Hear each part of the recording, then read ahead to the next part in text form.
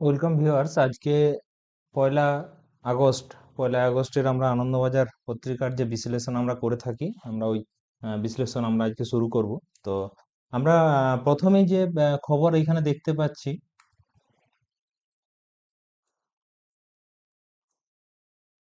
রাজ্যে ধৃত সন্ত্রাসবাদী। অর্থাৎ কি হয়েছে, আমাদের যে রাজ্য পশ্চিমবঙ্গের বর্ধমান থেকে জঙ্গি সন্দেহে একজন যুবককে গ্রেপ্তার করা হয়েছে। তার নাম হচ্ছে হামিম মন্ডল। তিনি আহ, সন্দেহ করেছে পশ্চিমবঙ্গ পুলিশ যে পাকিস্তানি যে আইএসআই, যে গুপ্তচর সংস্থা আছে আইএসআই, ওই সংস্থার সঙ্গে তার যোগাযোগ আছে আর কি। আইএসআই সংস্থার সঙ্গে তার যোগাযোগ আছে আর কি। আইএসআই সংস্থার সঙ্গে তার যোগাযোগ আছে। আর আইএস এর ফুল ফর্ম হচ্ছে ইন্টার সার্ভিস ইন্টেলিজেন্সি। ঠিক আছে, এর হেডকোয়ার্টার হচ্ছে আহ, ইসলামাবাদ, পাকিস্তানের ইসলামাবাদে অবস্থিত। এটা 1948 সালে ফাউন্ড হয়েছিল। ঠিক আছে, এটা হচ্ছে পাকিস্তানের গুপ্তচর সংস্থা। ঠিক একই রকম ভাবে ভারতেরও গুপ্তচর সংস্থা আছে, আমরা যেটাকে র বলে থাকি বা আইবি বলি, ইন্টেলিজেন্স ব্যুরো। আর র এর ক্ষেত্রে হচ্ছে রিসার্চ অ্যান্ড অ্যানালাইসিস উইং। ঠিক আছে, এবারে যেহেতু একজন ভারতীয় নাগরিক অন্য দেশের গুপ্তচর সংস্থার সঙ্গে এভাবে যোগাযোগ রাখতে পারে না, সেই সন্দেহে তাকে গ্রেপ্তার করা হয়েছে পশ্চিমবঙ্গের বর্ধমান জেলা থেকে। ঠিক আছে। আচ্ছা, ডান দিকে আমরা দেখতে পাচ্ছি একজন লেখিকা, ইনার নাম হচ্ছে তসলিমা নাসরিন। ইনার বাড়ি অ্যাকচুয়ালি বাংলাদেশ। তো ইনি বিভিন্ন লেখকদের যেটা কাজ হয়ে থাকে, বিভিন্ন বিষয় সম্পর্কে লেখালেখি করার জন্য বাংলাদেশ সরকারের সঙ্গে দ্বিমত হওয়ার জন্য ইনি 1994 সালে তিনি বাংলাদেশ ত্যাগ করেছিলেন, এবং তার পরবর্তীকালে তিনি ভারতে আসেন, এবং ভারতে এসে মূলত তিনি পশ্চিমবঙ্গের কলকাতায় বেশি সময় ধরে তিনি বসবাস করতেন। তবুও কিন্তু 2007 সালে তিনি তার আত্মজীবনীমূলক গ্রন্থ লিখেছিলেন, দ্বিখণ্ডিত। তো ওই দ্বিখণ্ডিতটা লেখার পর এটা মানুষের ধর্মের ভাবাবেগে আঘাত আনে, এবং প্রবল অরাজকতা তৈরি হয় তখন পশ্চিমবঙ্গের রাজধানী কলকাতা থেকে। সেই তখন তৎকালীন বামফ্রন্ট সরকার উনাকে দিল্লিতে সরিয়ে দিয়েছিলেন, এবং সেই থেকে উনি দিল্লিতে ছিলেন। তো দৈর্ঘ্য আজকে 19 বছর পর উনি আবার 2024 সালে কলকাতায় পুনরায় এলেন আর কি। বেশ, এখানে আমরা দুটো ছবি দেখতে পাচ্ছি, একজন অমিত শাহের ছবি এবং নরেন্দ্র মোদী। অমিত শাহের সঙ্গে আছে শতাব্দী রায়, এবং নরেন্দ্র মোদীর সঙ্গে জুন মালিয়া। এরা দুজনেই কিন্তু তৃণমূল কংগ্রেসের লোকসভার সদস্য ছিলেন, অর্থাৎ লোকসভার এমপি ছিলেন। আমরা দেখেছি পশ্চিমবঙ্গের বিধানসভা নির্বাচন হওয়ার পর তৃণমূল কংগ্রেসের 28 জন এমপির মধ্যে 20 জন এমপি এনসিপিআই দল গঠন করেন, এবং ওই দলের প্রধান হয়েছিলেন কাকলি ঘোষ দস্তিদার। কিন্তু দেখা গেছে সম্প্রতিকালে এনডিএর একটা বৈঠক করা হয়, এবং এই এনসিপিআই দল তারা মানসিকভাবে প্রস্তুত ছিল যে তারা এনডিএ কে সমর্থন করবে।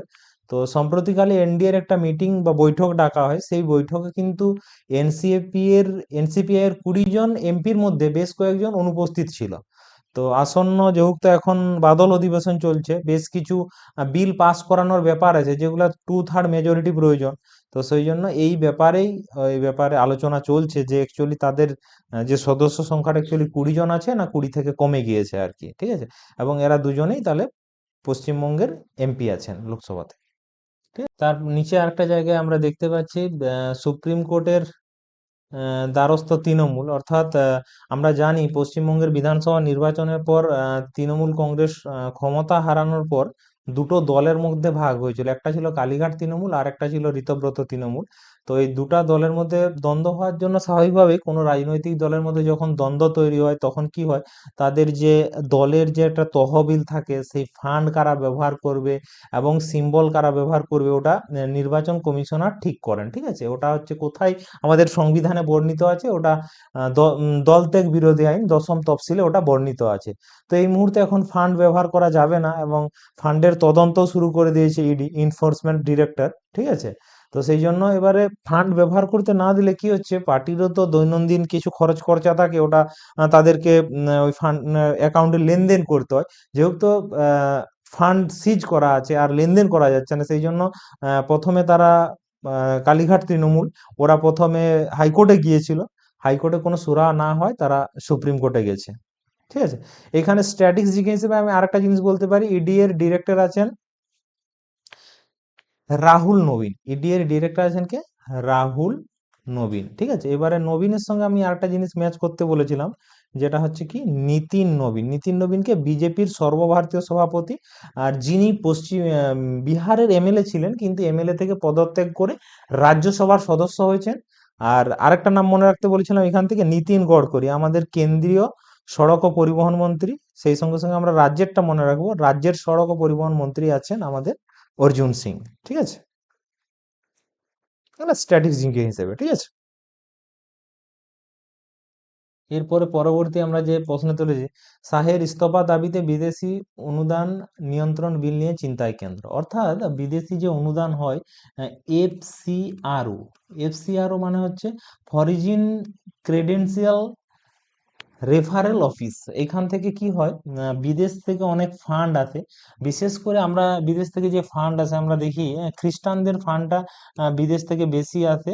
যদিও এবারে ফান্ডটা আসার ফলে এই দেশে বিভিন্ন ভালো কাজও লাগানো হয়। কখনো কখনো বিরোধীরা এই ব্যাপারে অনেক মন্তব্য তুলেছেন। আমরা সচরাচর আমরা কি করি, আমাদের লোকালয়ে আমরা কিন্তু দেখি যে খ্রিস্টান সম্প্রদায়ের মানুষরা অনেক সময় আদার্স কমিউনিটির মানুষদেরকে তারা সহযোগিতা করছে, কিন্তু অনেকে আবার এটা মন্তব্য করে যে তারা সহযোগিতার নাম করে তারা অ্যাকচুয়ালি আলাদা ধর্মের মানুষ থেকে ধর্মান্তরিত করে। তো এই জন্য কেন্দ্র সরকার এই বিলটা এনে করে বাইরের যে ফান্ডিং এটা বন্ধ করতে চাইছে। কিন্তু এই ক্ষেত্রে আরেকটা প্রবলেমও দেখা দিচ্ছে, যেহেতু খ্রিস্টানদের ফান্ডিং বাইরের থেকে হচ্ছে, সেক্ষেত্রে কি হয়, কেরলে বেশিরভাগ মানুষ খ্রিস্টান ধর্মাবলম্বী। তো সেক্ষেত্রে তাদের ভাবাবেগে আঘাতও লাগতে পারে। ওই জন্য এটা একটা চিন্তার কারণ হয়ে দাঁড়িয়েছে আর কি। হুম। কারণ আরেকটা জিনিস হচ্ছে যে রিসেন্টলি বেশ কিছু বিলও পাস করা হয়েছে, হ্যাঁ, যেটাতে অমিত শাহ উপস্থিত ছিলেন না। অমিত শাহের যে স্বরাষ্ট্র প্রতিমন্ত্রী নিত্যানন্দ রায় উপস্থিত ছিলেন, যেখানে ওই জন্ম মৃত্যু নিয়ে একটা বিল, নিবন্ধীকরণের একটা বিল পাস করানো হয়েছে। তারপরে ওই জনগণমন হচ্ছে বন্দে মাতরমের বন্দে মাতরম জনগণের মতনও সমান মর্যাদা পাবে, এই সংক্রান্ত বিলগুলো পাস করানো হয়েছে। যেখানে এই বিলগুলো পাস করানোর সময় উপস্থিত ছিলেন নিত্যানন্দ রায়। নিত্যানন্দ রায় হচ্ছে কে কেন্দ্রীয় স্বরাষ্ট্রমন্ত্রী প্রতিমন্ত্রী, অর্থাৎ উনার ডেপুটি, অমিত শাহের ডেপুটি। ঠিক আছে, তো এই ব্যাপারে কিন্তু কেন্দ্র সরকার চিন্তায় আছে। ঠিক আছে, সংসদের হট্টগোলের মধ্যেই পরের যে সংসদের বিল পাস ক্ষুব্ধ বিরোধীরা।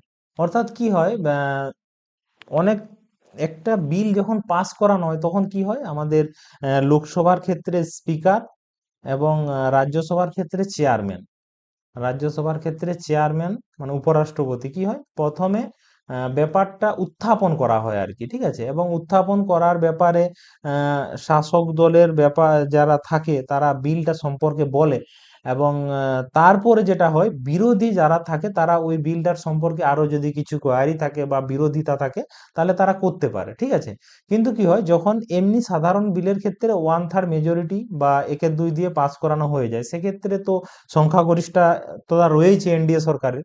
তো এক্ষেত্রে বিরোধীরা বলছে কি করছে যে ওরা নিজেরাই বিল উত্থাপন করছে এবং পাস করিয়ে নিচ্ছে, মানে বিরোধীদেরকে বলার সুযোগ দিচ্ছে না। ওই হট্টগোল গন্ডগোলের মধ্যেই এই কাজটা শাসক দল করছে আর কি। ঠিক আছে, এটা বিরোধীদের অভিযোগ। ফের এক মঞ্চে আসার তোড়জোড় ইন্ডিয়া। ইন্ডিয়া মানে হচ্ছে আমাদের যে সেন্ট্রাল গভর্নমেন্টের একটা হচ্ছে এনডিএ জোট হচ্ছে, আর একটা হচ্ছে ইন্ডিয়া জোট। তাহলে এনডিএ জোটের মধ্যে কি আছে, বিজেপি আছে, শিবসেনা আছে। ঠিক আছে, এই ধরনের ছোট ছোট আরো বেশ কিছু আঞ্চলিক দল এর মধ্যে আছে আর কি। আর ইন্ডিয়া জোটের মধ্যে কি আছে, টিএমসি আছে, তারপরে কংগ্রেস আছে। ঠিক আছে, এই ধরনের আঞ্চলিক মানে রাজনৈতিক দলগুলো যুক্ত আছে। যে ঝাড়খণ্ড মুক্তি মোর্চা, শিবু সোরেনের যে পার্টি ওটা আছে, আর অখিলেশ সমাজবাদী পার্টি অখিলেশ যাদবের। তো কি হচ্ছে এখন, তাহলে সব সময় বিরোধী পক্ষ চাইছে যে শাসক দলকে কোণঠাসা করতে। বেশ কয়েকটা ইস্যু সামনে এসেছে, যেটা হচ্ছে রাম মন্দিরে প্রণামী বাক্স চুরির ব্যাপারে, এটা উত্তরপ্রদেশে। ঠিক আছে, আগামী সময়ে উত্তরপ্রদেশে বিধানসভা নির্বাচন রয়েছে। আর আরেকটা কি হচ্ছে, এই যে ককরোচ জনতা পার্টির জন্য ধর্মেন্দ্র প্রধানকে ইস্তফা দিতে হলো নিট পেপার কেলেঙ্কারির জন্য। তো এই ব্যাপারগুলোর জন্য তারা একত্রিত হয়ে পুনরায় আবার কেন্দ্র সরকারের চাপ তৈরি করার চেষ্টা করছে।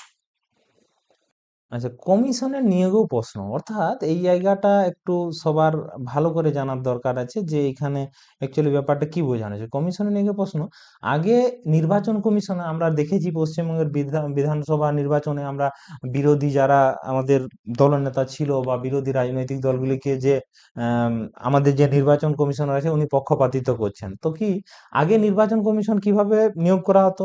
আমাদের দেশের প্রধানমন্ত্রী থাকতো, ঠিক আছে, leader of opposition of Lok Sabha, মানে লোকসভার বিরোধী দলনেতা plus CGI, chief justice of India, আগে এইটা ছিল। কিন্তু আমাদের এনডিএ সরকার কি করেছে, এই বিলটাকে মানে পরিবর্তন নিয়ে এসেছে যাকে বলা যায়। এনডিএ সরকার এই বিলটার মধ্যে পরিবর্তন নিয়ে এসেছিল।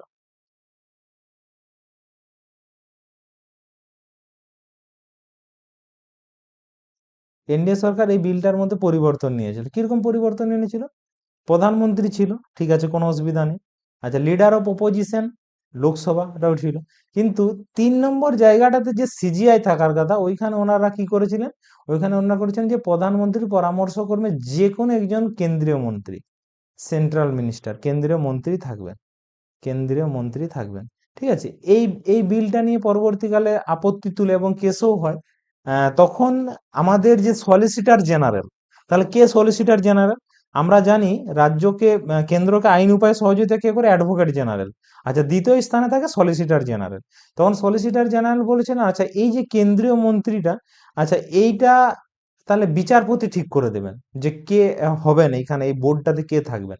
কিন্তু তখন দেখা যাচ্ছে তাহলে কি হচ্ছে, শাসক দলেরই তো দুজন থাকছেন না, সেক্ষেত্রে লিডারও একজনই, বিরোধী দল না থাকতে, তাহলে সেখানে আগে যেহেতু প্রধান বিচারপতি ছিলেন একজন নিরপেক্ষ একজন, তো এখন যেহেতু একজন মন্ত্রী এসছেন, তো এই ব্যাপারেও একটা প্রশ্ন থেকেই যাচ্ছে এই ব্যাপারে কোর্টে, ঠিক আছে, ওই নির্বাচন কমিশন নিয়োগ নিয়ে। আচ্ছা, এখানে আমরা স্ট্র্যাটেজি আলোচনা করতে পারি যে উম, 324 নির্বাচন কমিশনের আর্টিকেল নিয়ে আমরা বলতে পারি। বর্তমান আমাদের আছে জ্ঞানেশ কুমার, ঠিক আছে, নির্বাচন কমিশনার আছেন জ্ঞানেশ কুমার। আচ্ছা, এইখানে আমরা স্ট্র্যাটেজি হিসেবে একটা জিনিস বলতে পারি, স্ট্র্যাটেজি হিসেবে যে 1 to 4, এটা হচ্ছে কত নম্বর, এটা হচ্ছে সুপ্রিম কোর্ট, আর 214 এটা হচ্ছে হাইকোর্ট, ঠিক আছে, স্ট্র্যাটেজি হিসেবে। এইখানে আরেকটা খবর রয়েছে, যেটা হচ্ছে যে হাসিনার পদার্পণে অতিথিদের ভবনীতি, অর্থাৎ কি হয়েছিল গত বছর যখন বাংলাদেশে ছাত্র আন্দোলন হয়েছিল, তখন হাসিনা দেশ ত্যাগ করেছিলেন। দেশ ত্যাগ করার পর ভারতে ওনাকে আশ্রয় দেওয়া হয়েছিল। অতীতে এরকম বহুবার বাইরের দেশের রাষ্ট্রনায়ককে ভারত আশ্রয় দিয়েছিল। তো রিসেন্টলি যে ডিসেম্বর মাসে হাসিনা বাংলাদেশে ফিরতে চাইছে শর্ত সাপেক্ষে। তো এখন ওখানে অ্যাকচুয়ালি ফিরে আত্মসমর্পণ করতে পারেন, বা সেই দেশে যারা শাসক দল আছেন তারা হাসিনাকে হয়তো গ্রেপ্তার করতেও পারে, এই আশঙ্কাটা থাকছে আর কি, ঠিক আছে। তো হাসিনা এর পরে এখন অন্তর্বর্তী সরকারের উপদেষ্টা হয়েছিলেন ডক্টর মোহাম্মদ ইউনিস, নোবেল জয়ী, ঠিক আছে। তারপরে এখন তারেক রহমান আছেন বাংলাদেশের প্রধানমন্ত্রী, ঠিক আছে। তারেক রহমান ছিলেন বিএনপি, বাংলাদেশ ন্যাশনাল পার্টি, আর শেখ হাসিনা ছিলেন আওয়ামী লীগ। আমরা এটা দেখতে পাচ্ছি নীরজ চোপড়ার ছবি। নীরজ চোপড়া কি হয়েছিল 2021 সালে, মানে 20 সালে, ওই টোকিও অলিম্পিকে উনি স্বর্ণপদক পেয়েছিলেন, ঠিক আছে। তো এই নীরজ চোপড়ার কালকে কমনওয়েলথ গেমসে খেলা ছিল, তো উনি স্বর্ণপদক পাননি, নীরজ চোপড়া রূপা পেয়েছেন। এবং জেভলিন থ্রোতে নীরজ চোপড়া রূপা পেয়েছে, ওই একই ইভেন্টে ব্রোঞ্জ পেয়েছেন ভারতীয় খেলোয়াড় হচ্ছে জসবীর সিং, জসবীর সিং, ঠিক আছে। তো কালকে আনন্দের বিষয় একটা হয়েছে, যেটা হচ্ছে অস্মিতা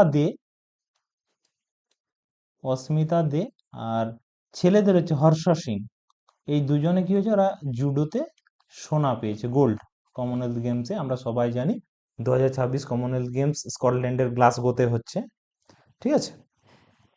আচ্ছা, এইখানে আমরা দেখবো জার্সি পরিবর্তে ক্ষুব্ধ তির্কে। এখানে আমাদের যে হকি টিমের যে জার্সিটা আগে নীল ছিল, তো সেইটা বর্তমানে গেরুয়া করা হয়েছে। তো এই ব্যাপারেই কিন্তু ক্ষুব্ধ হয়েছেন আমাদের যে হকি হকি ইন্ডিয়ার সভাপতি দিলীপ তির্কে, ঠিক আছে। হকি ইন্ডিয়া তাহলে সভাপতি বর্তমান কে আছে? দিলীপ তির্কে, ঠিক আছে। শেষ যে সবথেকে খবর, ঘোষিত বিশ্বকাপ কেন্দ্রের, ঠিক আছে, ঘোষিত বিশ্বকাপ কেন্দ্রে, অর্থাৎ সাতাশে যে এক দিবসীয় ক্রিকেট বিশ্বকাপ হবে, one day world cup, WC লিখছি, এটা কোথায় হবে? এটা দক্ষিণ আফ্রিকা, দক্ষিণ আফ্রিকা আর জিম্বাবুয়ে, জিম্বাবুয়ে আর নামিবিয়াতে হবে। ঠিক আছে, 14টা দল অংশগ্রহণ করবে। ঠিক আছে, তাহলে একটু স্ট্র্যাটেজি জেনে নেবো। 2023 সালে কোথায় হয়েছিল? এটা ভারতে হয়েছিল। ঠিক আছে, আর এখানে জয়লাভ কারা করেছিল? এখানে অস্ট্রেলিয়া জয়লাভ করেছিল, ফাইনালে ভারতকে হারিয়েছিল। ঠিক আছে, ঠিক আছে, ঠিক আছে, আজকে আমাদের এই পত্রিকা বিশ্লেষণ এখান পর্যন্ত থাকলো। আমরা এই পত্রিকা বিশ্লেষণ প্রত্যেক দিন 6 PM এ দেওয়ার চেষ্টা করছি। এছাড়াও আমাদের চ্যানেলে প্রত্যেক দিন সকাল 8টাতে আমরা কারেন্ট অ্যাফেয়ার্স ফোকাস করছি।